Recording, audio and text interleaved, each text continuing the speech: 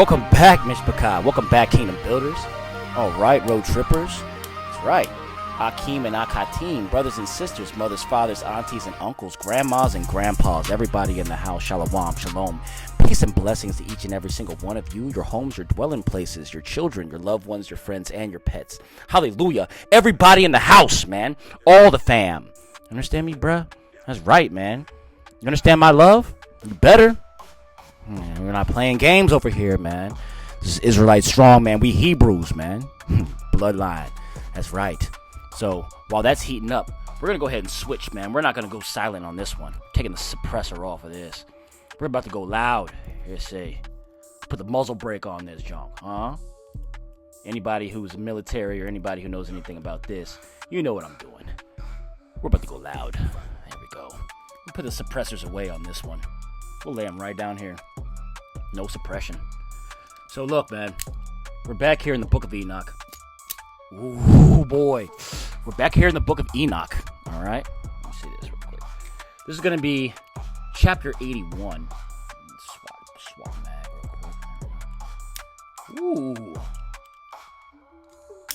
All right. Loaded. All right. So, book of Enoch.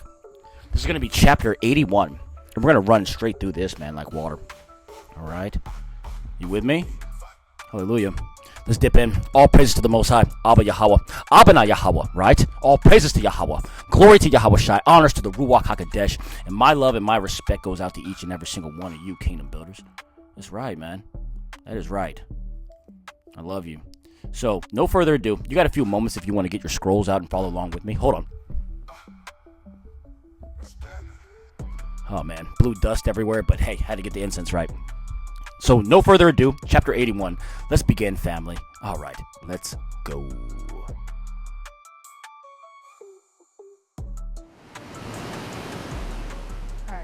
Take him back.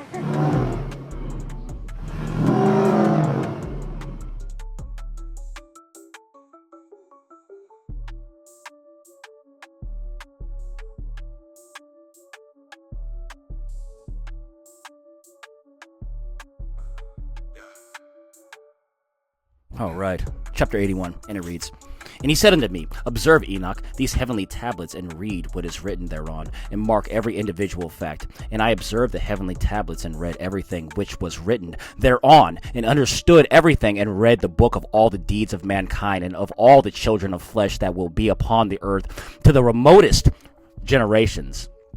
And out with I blessed the great Elohim, the great Yahweh, the great Most High, the King of glory forever, and that he has made all the works of the world. And I extolled the Most High because of his patience, and blessed him because of the children of men. And after that I said, Blessed is the man who dies in righteousness and goodness, concerning whom there is no book of unrighteousness written, and against whom no day of judgment will be found. The elect, the 144K, man. Especially Church of Philadelphia. Come on. I know a couple of you brothers out here, you're in the same camp. And you know, I'm not talking about GMS camps. I'm talking about in the righteous camp of the Most High. Verse 5, and it reads, And those 7 Kodesh ones brought me and placed me on the earth before the door of my house, and said to me, Declare everything to your son Methuselah, and show to all your children that no flesh is righteous in the sight of the Most High. For he is their creator. 1 year we will leave you with your son until you give your last commands, that you may teach your children and record it for them to testify to all your children. And in the 2nd year, they will take you from the midst. Let your heart be strong, for the good will announce righteousness to the good. The righteous will rejoice and will offer congratulation to one another. But the sinners will die with the sinners, and the apostate go down with the apostate. And those who practice righteousness will die on account of the deeds of men, and be taken away on account of the doings of the godless. And in those days they ceased to speak to me, and I came to my people, blessing the Most High of the world. That's the end of chapter 81. All right, you with me? Let's continue, y'all. Let's go, man. Let's get some more of this. Chapter 82, and once we finish this one up, Enoch 82, we'll be going into section 4, the next to last section of the book of Enoch. Already? Already.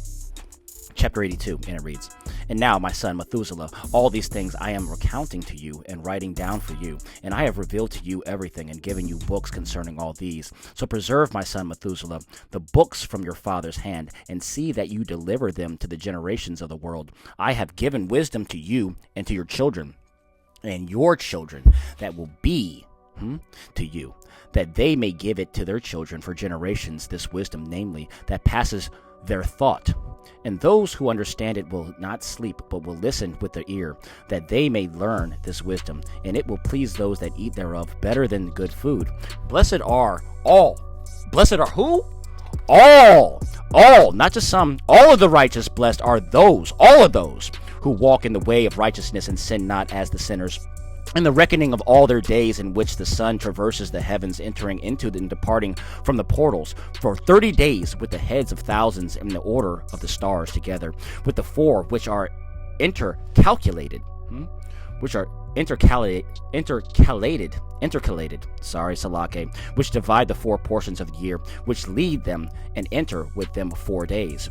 Owing to them, men will be at fault, and not reckon them in the whole reckoning of the year. Yea, men will be at fault, and not recognize them accurately, for they belong to the reckoning of the year, and are truly recorded thereon forever. One in the first portal, and one in the third, and one in the fourth, and one in the sixth, and the year is completed in 364 days, and the account thereof is accurate, and the recorded reckoning thereof exact, for the luminaries, and months, and festivals, and years, and days has Uriel shown and revealed to me, to whom the Most High of the whole creation of the world has subjected the host of heaven.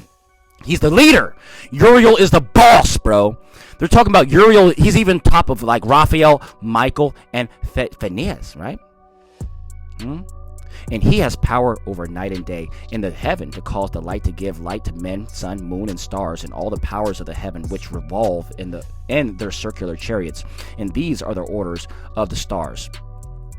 So it is a centrifugal portal traversing, right? So the track is like a circle. I was wrong before. I was saying like a scrolling. It's a circle, but the portals are somewhere set in this ring, okay? So let's continue. Verse 9. And these are the orders of the stars which set in their places, and their seasons and festivals and months. And these are the names of those who lead them, who watch that they enter at their times, in their orders, in their seasons, in their months, in their periods of dominion, in their positions. They're 4 leaders, They're 4 leaders who divide the 4 parts of the year, enter first. That's summer, spring, winter, and fall, right? And after them, the 12 leaders of the orders who divide the months, and for the 360 days, they're the heads over thousands who divide the days, and for the 4 intercalary days, there are the leaders which sunder, and 4 parts of the year. And these heads over thousands and intercalated between leader and leader, each behind a station, but their leaders make the division.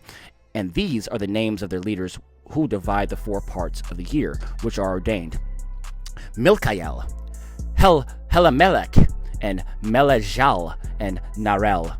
And these are the names of those who lead them: Adnarel, and Ejualazel, and Elomel. These 3 follow the leaders of the orders, and there is one that follows the 3 leaders of the orders, which follow these leaders of stations that divide the 4 parts of the year. In the beginning of the year, Melchizedek rises first and rules, who is named Tamayini, the sun, and all the days of his dominion, while he bears rule, are 91 days. So each season has a ruler. Man, how organized is that? How organized is that? Each season has an angel and a ruler over it. Are you paying attention? Verse 16, and it reads, And these are the signs of the days which are to be seen on the earth in the days of his dominion: sweat and heat, and calms, and all the trees bear fruit, and leaves are produced on all the trees, and the harvest of wheat, and the rose flowers, and all the flowers which come out of the field. But the trees of the winter season become withered. Okay. So let's interject real quick, because we know that the first month of the first season of the year is really spring. It's not January. That is actually the last month. They've flipped everything around. Nisan is in March, right? That's the first month of the year, is Nisan, right? That starts in March. They're talking about this Melchizedek. That's the angel of the spring, starting in March. Pay attention. Are you with me? right, man. All right. Spring comes first, then summer, then fall, then winter, then it recycles. Not the other way around. All right. Let's continue. Sweat and heat and calms, and all the trees bear fruit, and leaves are produced on all the trees, and the harvest of wheat and the rose flowers, and all the flowers which come out of the field. But the trees of the winter season become withered. And these are the names of the leaders which are under them: Ber-Kalal, Zeleb-Sael, and another who is added ahead of 1,000, called Helu-Jaseph. And the days of the dominion of his leader are at an end. The next leader after him is Helemelech, whom one names the shining sun, and all the days of the light are 91 days. And these are the signs of his days on the earth: glowing, heat, and dryness. And the trees ripen their fruit and produce all their fruits ripe and ready. And the sheep pair and become pregnant. See, they're talking about summertime. See, spring then summer. And all the fruits of the earth are gathered in, and everything that is in the fields, in the ripeness, in the winepress. And the winepress, these things take place in the days of his dominion. See, and you always harvest your wine. You stomp your wine in the summertime, so it can ferment in the heat. And then in the wintertime, it's cool enough to drink. Are you paying attention? Verse 20, and it reads, these are the names of the orders and the leaders of those heads of thousands: Gedaljah, Kiel, and Hiel. And the name of the head of the 1,000 which is added to them, Asphael. And the days of his dominion are at an end. That's the end of chapter 82, and also the end of section 3, right? So, yeah, I guess we're going to go ahead and jump into section 4. It's going to be 83. This one's called The Book of Dream Visions, all right? Let's get ready to continue, family. All right, let's get back into it, all right? Salake, I'm trying to read the best I can. All right, section 4, the Book of Dream Visions, chapter 83, and it reads, and now, my son Methuselah, I will show you all my visions which I have seen, recounting them before you. 2 visions I saw before I took a wife, and the one was quite unlike the other. The first when I was learning to write, the second before I took your mother, when I saw a terrible vision. And regarding them I prayed to the Most High. I had laid me down in the house of my grandfather Mahalalel, when I saw in a vision how the heaven collapsed and was borne off and fell to the earth. And when it fell to the earth, I saw how the earth was swallowed up in a great abyss, and mountains were suspended on mountains, and hills sank down on hills, and high trees were rent from their stems, and hurled down and sunk in the abyss. And immediately a word fell into my mouth, and I lifted up my voice to cry aloud and said, the earth is destroyed. And my grandfather Mahalalel waked me as I lay near him, and said unto me, why do you cry so, my son? And why do you make such lamentation?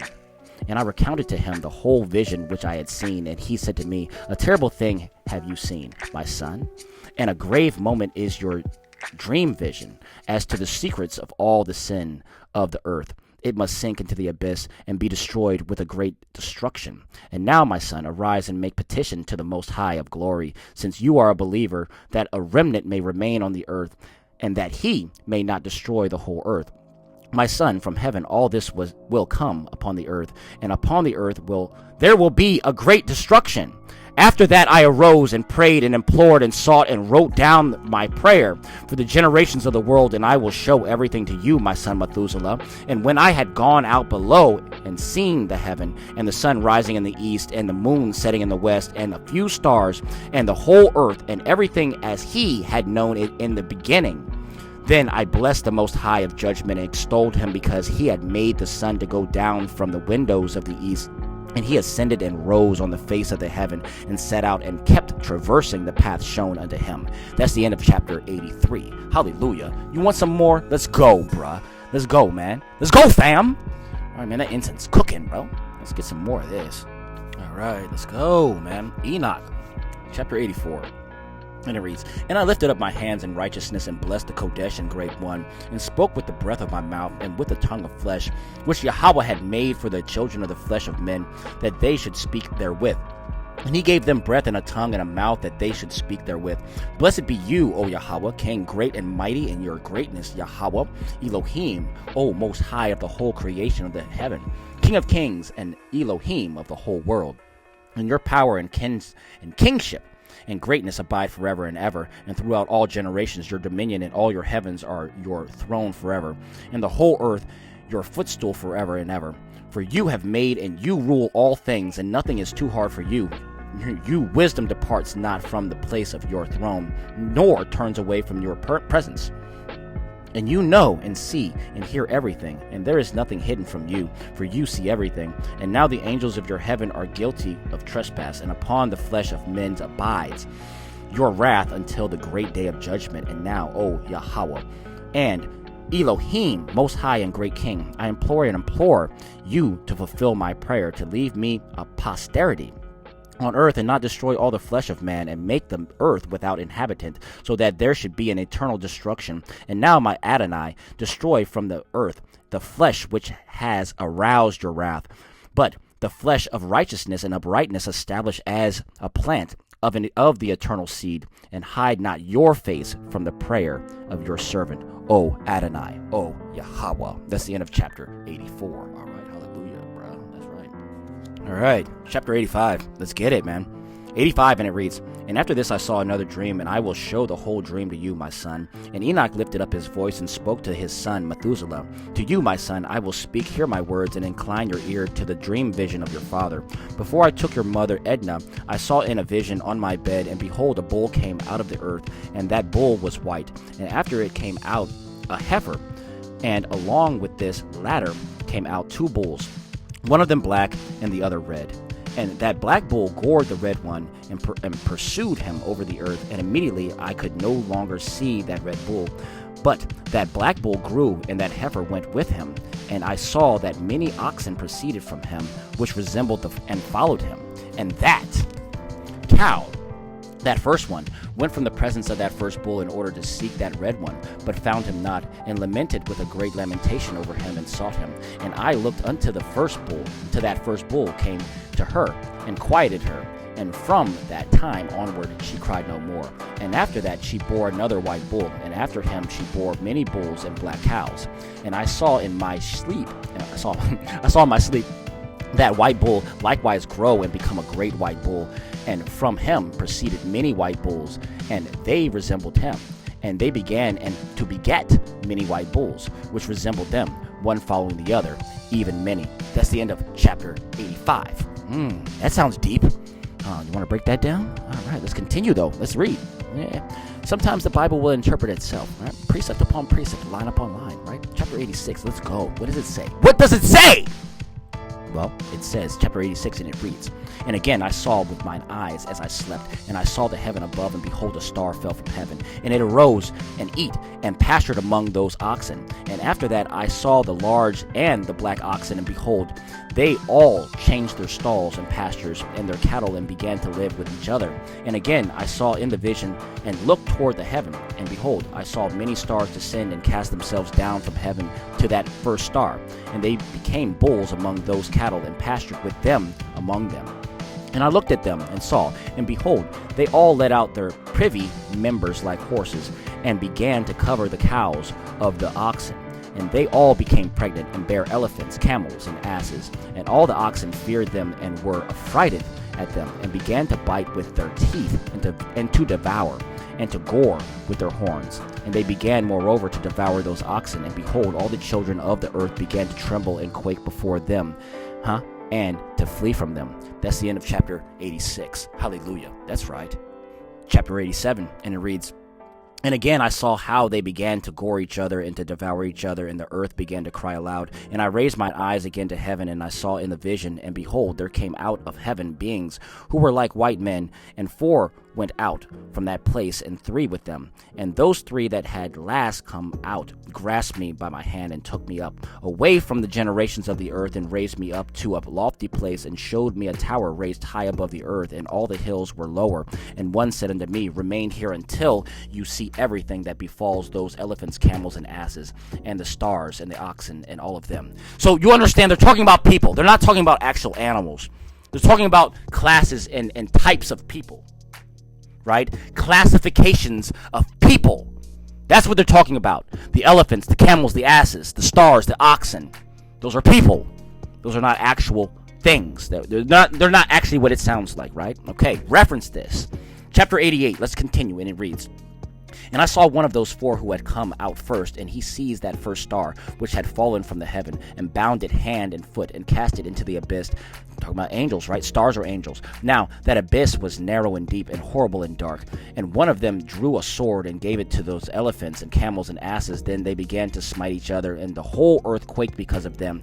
And as I was beholding in the vision, one of those four who had come out stoned them from heaven, and gathered and took all the great stars, whose privy members were like those of horses, and bound them all hand and foot, and cast them into the abyss of the earth. And that's the end of chapter 88. 89 is super long, man. Super long. Yeah, we might get it. Let me take a second and think about this, right? All right, hold on 1 second, man. Oh my goodness, this is a long one. All right, family. All right, brothers and sisters, Akim and Akatim. Y'all know me, man. I'm never going to back down from a challenge, man. This is a long one, but we're going to go ahead and package it up, man. We're going to put it together. Chapter 89. Let's get it. Keep your scrolls out. Let's go, man. All right. Chapter 89, and it reads, And one of those four went to that white bull and instructed him in a secret without his being terrified. He was born a bull and became a man and built for himself a great vessel and dwelt thereon. And 3 bulls dwelt with him in that vessel, and they were covered in. And again I raised mine eyes toward heaven and saw a lofty roof with 7 water torrents thereon, and those torrents flowed with much water into the enclosure. And I saw again, and behold, fountains were opened on the surface of that great enclosure, and that water began to swell and rise upon the surface. And I saw that enclosure until all its surface was covered with water, and the water was darkness. And the darkness and the mist increased upon it. And as I looked at the height of the water, that water had risen above the height of the enclosure, and was streaming over that enclosure, and it stood upon the earth. And all the cattle of the enclosure were gathered together, until I saw how they sank, and were swallowed up, and perished in that water. But that vessel floated on the water, Noah's ark, while all the oxen and elephants and camels and asses sank to the bottom with all the animals, so that I could no longer see them, and they were not able to escape, but perished and sank into the depths.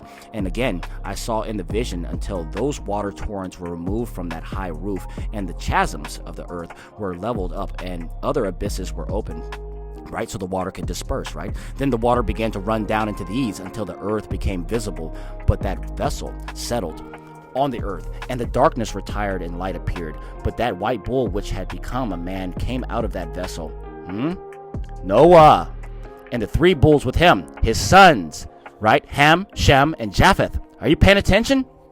And one of those 3 was white like that bull.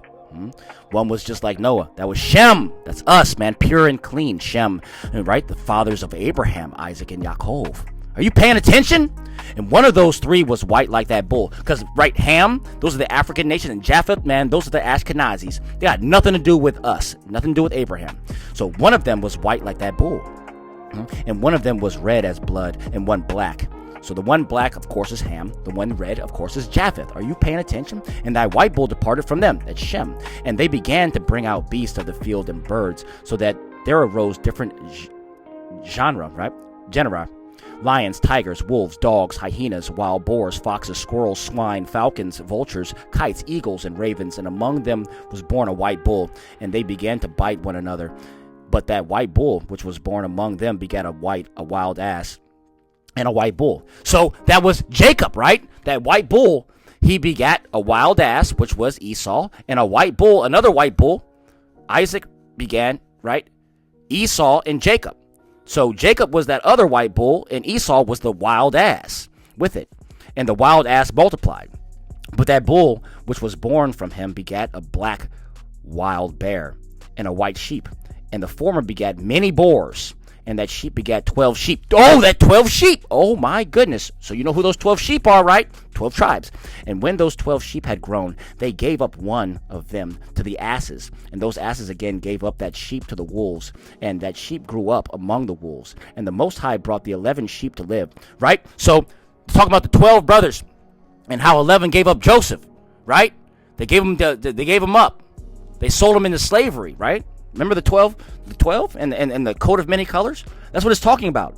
And that sheep grew up among the wolves. He grew up in Pharaoh's house, and he became mighty. And the Most High brought the 11 sheep to live with it, and to pasture with it among the wolves, and they multiplied and became many flocks of sheep. Are you paying attention? 15.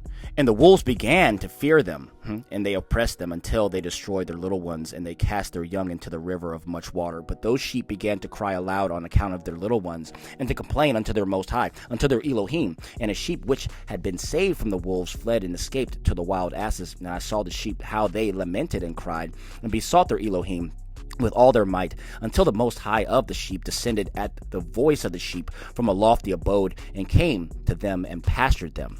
We're talking about the 12 tribes beginning in Joseph, right? Putting the cup inside of Benjamin's bag, right? This is what we're talking about here. Verse 17, and it reads, and he called that sheep which had escaped the wolves, and spoke with it concerning the wolves, that it should admonish them not to touch the sheep.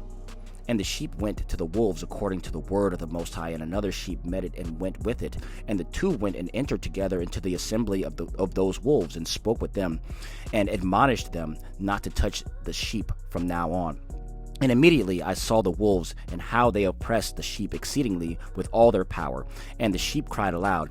And the Most High came to the sheep, and they began to smite those wolves. And the wolves began to make lamentation, but the sheep became quiet, and outward ceased to cry out.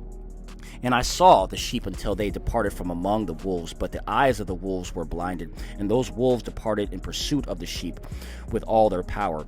And the Most High of the sheep went with them as their leader, and all his sheep followed him. And his face was dazzling and glorious and terrible to behold. But the wolves began to pursue those sheep until they reached the sea of water. Now we're talking about Moses, right? The exile, the Exodus. Pay attention. Reach the water. Listen. 24, and it reads, and that sea was divided, and the water stood on the side and on that side before their face, and the Most High led them and placed himself between them and the wolves. That's that cloud. And as those wolves did not yet see the sheep, they proceeded into the midst of the sea. And the wolves followed the sheep, and those wolves ran after them into the sea. And when they saw the Most High of the sheep, they turned to flee before his face. But that sea gathered itself together and became as it had been created. And the water swelled and rose until it covered those wolves. And I saw until all the wolves who pursued those sheep perished and were drowned. But the sheep escaped from the water and went out into the wilderness, where there was no water and no grass, and they began to open their eyes and to see. And I saw the Most High of the sheep pasturing them and giving them water and grass, right? He was giving them provisions, and that sheep going and leading them. And that sheep ascended to the mountain. Ooh, they're talking about who went to the top of the mountain? Moshe, right? Ascended to the top of the mountain, to the top of the summit of that lofty rock. And the Most High of the sheep sent it to them. And after that I saw the Most High of the sheep who stood before them, and his appearance was great and terrible and majestic. And all those sheep saw him and were afraid before his face. And they all feared and trembled because of him. And they cried to that sheep with them, which was among them, we are not able to stand before our Elohim, or to behold them. Okay, this goes all the way back to Exodus. Didn't the people say, we don't want to see the Most High face to face? Moshe, you intercede for us. You talk to him, and then you tell us what he says. That's what it said in Exodus. We're all the way here in Enoch, and you hear the same thing, right? Because the Bible interprets itself. All right, let's continue. 32, and it reads, and that sheep which led them again ascended to the summit of the rock. But the sheep began to be blinded and to wander from the way which he had showed them. But that sheep wot not thereof.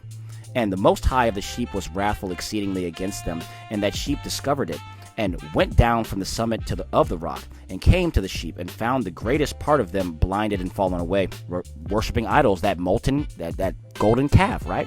That Aharon made out of all their jewelry. Now pay attention, 34. And when they saw it, they feared and trembled at its presence, and desired to return to their folds. And that sheep took other sheep with it, and came to those sheep which had fallen away, and began to slay them. And the sheep feared its presence. And so that sheep brought back those sheep. Remember? He had like over 30,000 killed that day. He said, kill your brothers, all of them. All right? Let's continue. That had fallen away, and they returned to their folds. And I saw in this vision until the sheep became a man, and built a house for the Most High of the sheep, and placed all the sheep in that house. And I saw until this sheep had met the sheep which led them fell asleep. And I saw, he died, right? Moshe died. And I saw until the great sheep perished, and little ones arose in their place, right? His sons, right? And they came to a pasture and approached a stream of water. That's the end of that one. Let's continue. Let's get verse 38. Let's go. All right. We got a lot more. Oh, this is a long one. Verse 38, and it reads, Then that sheep, their leader, which had become a man, withdrew from them and fell asleep, and all the sheep sought it and cried over it with a great crying. And I saw until they left off crying for that sheep and crossed that stream of water, and there arose the 2 sheep as leaders, right? In that place of those, right? That sounds like Jonathan, right? Which had led them and fallen asleep. And I saw until the sheep came to a goodly place, and a pleasant and glorious land. And I saw until those sheep were satisfied, and that house stood among them in the pleasant land. And sometimes their eyes were opened, and sometimes blinded, until another sheep arose and led them and brought them all back. And their eyes were opened. And the dogs and the foxes and the wild boars began to devour those sheep, until the Most High of the sheep raised up another sheep, a ram, from the midst of them, which led them. And that ram began to butt on either side of those dogs, foxes, and wild boars, until he had destroyed them all. And that sheep, whose eyes were opened, saw that ram, which was among the sheep, until it forsook its glory and began to butt those sheep, and trampled upon them, and behaved itself unseemly. Sounds like Saul, right? King Saul? Sounds like the ram to me. He rose up out of the people. They selected him, but then he started killing them, just like it was prophesied, because they weren't ready for David yet. Pay attention. 45, and it reads, And the Most High of sheep sent the lamb to another lamb, and raised it to be a ram and leader of the sheep, instead of that ram which had forsaken its glory. And it went to it and spoke to it alone, and raised it to be a ram, and made it the prince of the leader of the sheep. But during all these things, those dogs oppressed the sheep.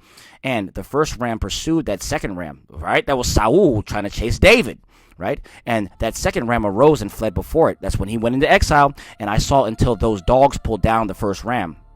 They killed Saul. And that second ram arose and led the little sheep. And those sheep grew and multiplied, and all the dogs and foxes and wild boars feared and fled before it.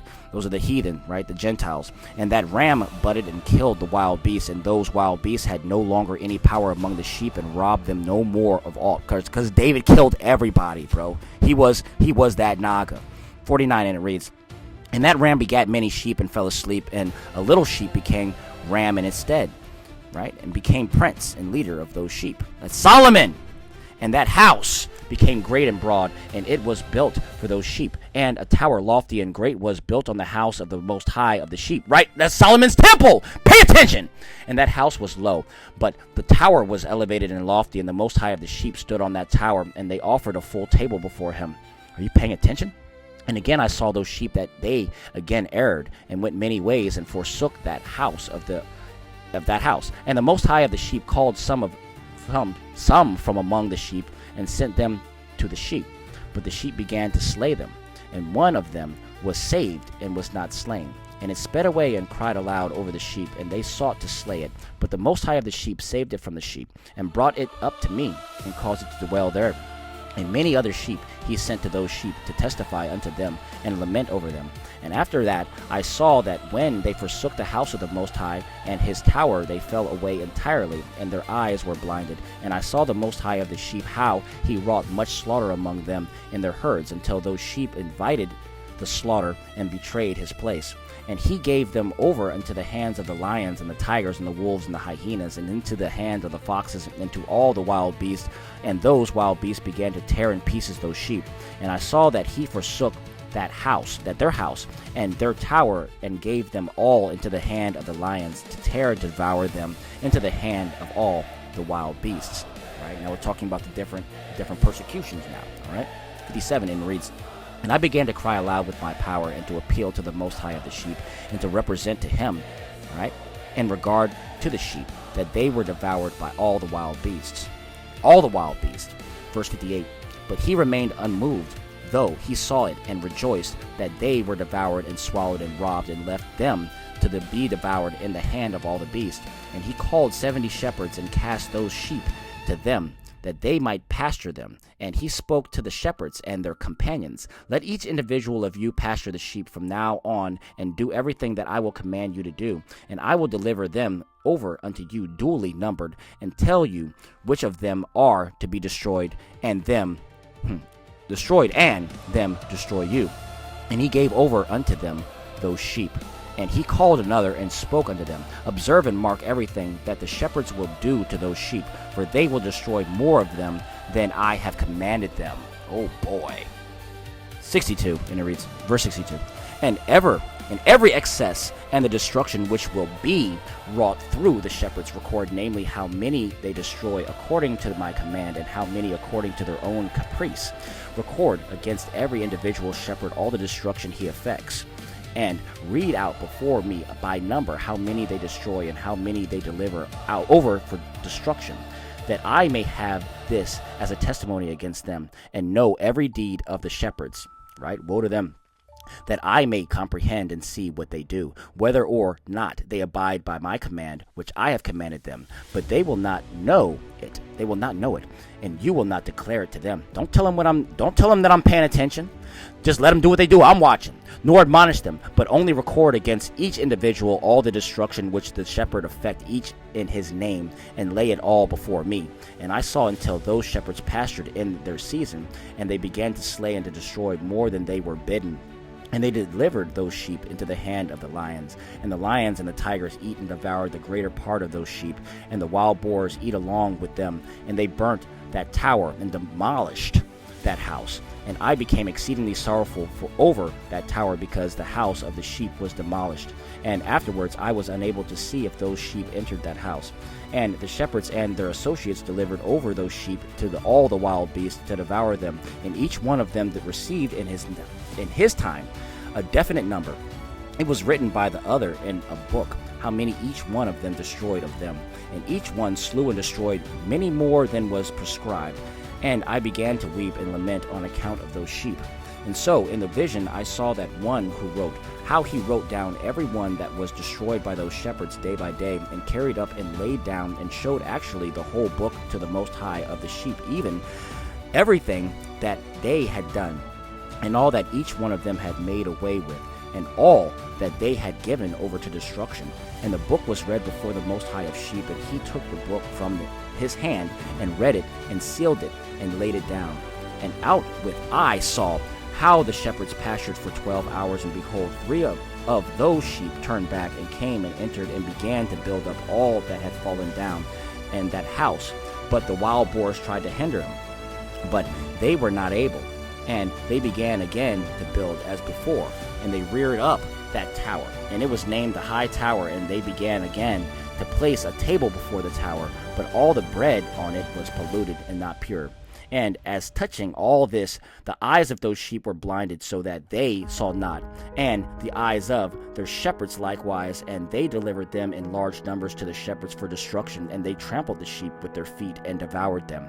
And the Most High of the sheep remained unmoved until all the sheep were dispersed over the field and mingled with them, and they did not save them out of the hand of the beast.